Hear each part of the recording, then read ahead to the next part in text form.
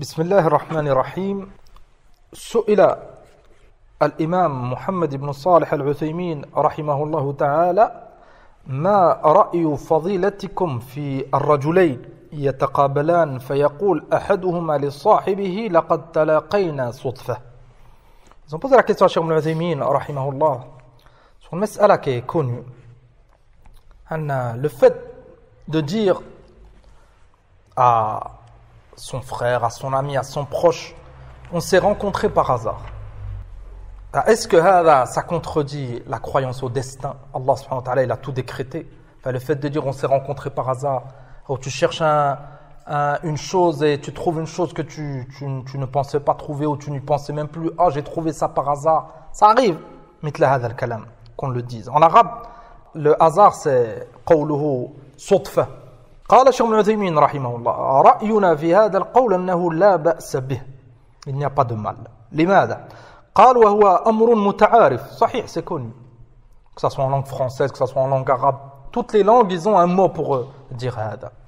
قال وأظن أن فيه حديث بهذا التعبير صادفنا رسول الله صلى الله عليه وسلم أو صادفنا رسول الله صلى الله عليه وسلم أو كلمات من نحو هذا، لكن لا يحضرني الآن حديث معين بهذا الخصوص.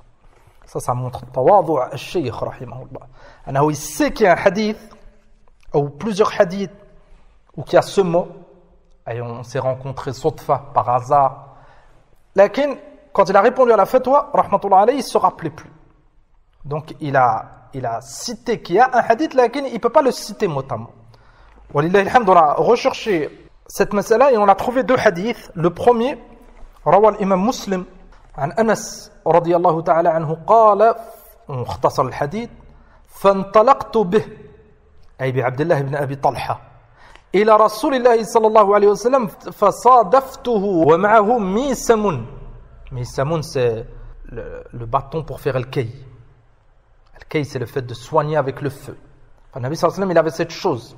على كل حال, ce qui nous intéresse هنا c'est قوله فصادفته. Ça c'est le premier hadith. Et كذلك في سنن أبي داود رحمة الله عليه أن لقيت ابن الصبرة رضي الله عنه قال عنه حديث كذلك وقال: وصادفنا عائشة أم المؤمنين رضي الله عنها. صادفنا et on l'a rencontré صدفة et par hasard. Donc tu as ces deux hadiths et ربما d'autres. ثم قال شيخ ابن عثيمين رحمه الله: والمصادفة والصدفة بالنسبة لفعل الإنسان أمر واقع، لأن الإنسان لا يعلم الغيب فقد يصادفه الشيء من غير شعور به ومن غير مقدمات الله. Et c'est هنا la différence. أما par rapport à nous, pourquoi quand on dit مثلا أنا je sors et je rencontre un frère et quand on se rencontre je lui dis subhanallah on s'est rencontrés par hasard. Est-ce que ça veut dire que je ne crois pas au destin? Là, ça veut dire quoi? Ça veut dire que je n'avais pas l'intention de le rencontrer, c'était pas prévu, et lui aussi, et on s'est rencontrés. Bien sûr que cette rencontre, ça fait partie du décret d'Allah subhanahu wa ta'ala. Lakin pour moi et pour ce frère, c'était pas préparé. Enfin, on a le fait de dire par hasard au صدفة, c'est qu'on n'a pas préparé. La différence, maintenant, j'ai un rendez-vous avec un frère. On s'appelle au téléphone, on s'envoie des messages, telle heure, tel endroit. Seulement on se rencontre. Est-ce que dès qu'on va se voir, on va dire Masha'Allah, on s'est rencontrés par hasard? Abadan. Il y en a, c'était prévu. Donc c'est ça la différence. C'est pour ça que Cheikh Ibn Uthaymin قال رحمه الله: ولكن بالنسبة لفعل الله فهذا لا يقع أبدا فإن كل شيء عنده معلوم. أما Allah subhanahu wa ta'ala, il sait tout. Cette rencontre, elle n'est pas arrivée par hasard.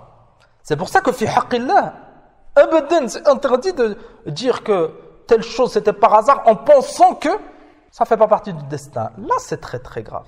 قال عز وجل: إن كل شيء خلقناه بقدر. قال الشيخ ابن عثيمين رحمه الله: فإن كل شيء عنده أو عند الله معلوم وكل شيء عنده بمقدار فهو سبحانه لا تقع الأشياء بالنسبة إليه صدفة أبدا. Et c'est là que certaines personnes ils font l'erreur et quand tu dis ce mot, ils te disent directement il n'y a pas de hasard, c'est le destin. Non, c'est fi haqqillah, la chèque, il n'y a pas de hasard. Lakin moi, si j'ai rencontré son frère et j'ai dit ce mot, c'est parce que ce n'était pas prévu et je ne savais pas. Enfin, quand on dit par hasard, et c'est comme si tu disais, c'était pas prévu, je ne savais pas. Ça fait aucun tort à ta croyance au qadar. قال لكن بالنسبة لي أنا وأنت هذا كلام شيخ ابن عثيمين ولكن بالنسبة لي أنا وأنت ربما نتقابل بدون ميعاد. C'est ça. On peut se rencontrer, toi et moi, sans rendez-vous préalable. Ça ne veut pas dire que c'était pas décrété. Tout est décrété, tout fait partie du destin. لكن أنا je savais pas, أنت tu savais pas. C'était pas prévu pour moi, c'était pas prévu pour toi. قال وبدون شعور وبدون مقدمات. قال وهذا يقال له صدفة ولا حرج فيه. Dans ce cas, si Wahad dit صدفة en arabe ou par hasard en français, هذا il n'y a pas de حرج. قال وأما بالنسبة لفعل الله فهذا أمر ممتنع ولا يجوز. Et il a fini la fatwa en répétant un avis في حق الله عز وجل. Là, chacun, on ne peut pas dire cela. Rien n'est fait par hasard. Tout est écrit. هذا c'est من باب التعبير. Donc on doit faire attention de ne pas exagérer في هذا الباب. واحد dit quelque chose et خاصة ces mots تأملوا. On répète, ces mots ils ont été employés par des compagnons du prophète alayhi salatu wassalam. Et le prophète sallallahu alayhi wa sallam il était vivant. Si ça serait haram, le prophète sallallahu alayhi wa sallam il l'aurait su. Imma par la révélation, imma notre compagnon lui aurait dit. Radiyallahu anhum ajma'in. C'est pour ça que quand certains ils disaient à l'époque du prophète sallallahu alayhi wa sallam ma sha'Allah wa sha'a Muhammad, le prophète sallallahu alayhi wa sallam il a été mis au courant.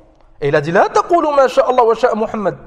Lakin qulu ma sha'Allah wahdah.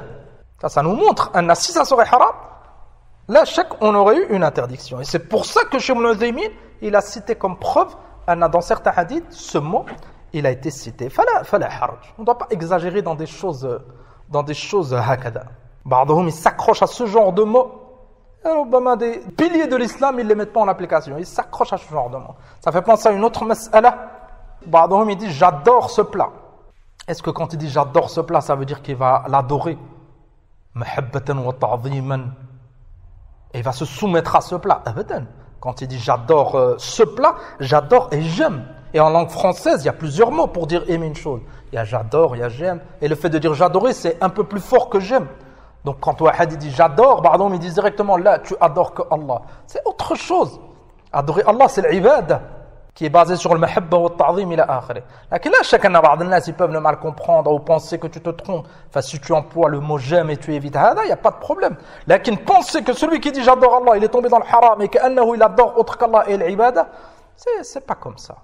Il s'attache à hada. Si tu dis madalen, j'adore ce fruit, il va te reprendre ila akhirih et rubbama il fait pas salat.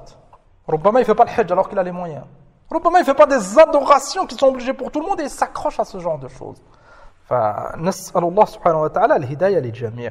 Et on répète, s'il y a un mot qui prête à confusion et on peut le remplacer par un autre mot, même si c'est pas haram, on s'écarte des confusions. Amma ma yata'allaq bi قول بعضهم صدفة فهذا تقدم من كلام الشيخ ابن عثيمين أنه لا حرج فالله تعالى أعلم. نكتفي بهذا والحمد لله رب العالمين. La référence Fatawa ala Tariq, la fatwa numéro 1813. Wallahu a'lam.